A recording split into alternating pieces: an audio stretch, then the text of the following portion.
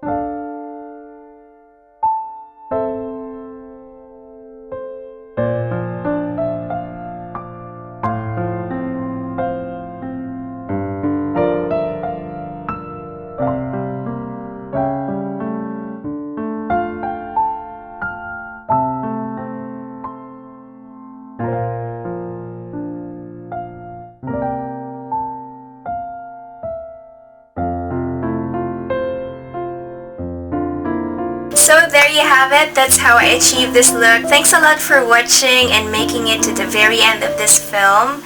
And I hope that you guys stay safe. If you need to go out, please wear a mask. Thanks a lot and see you again soon. Bye!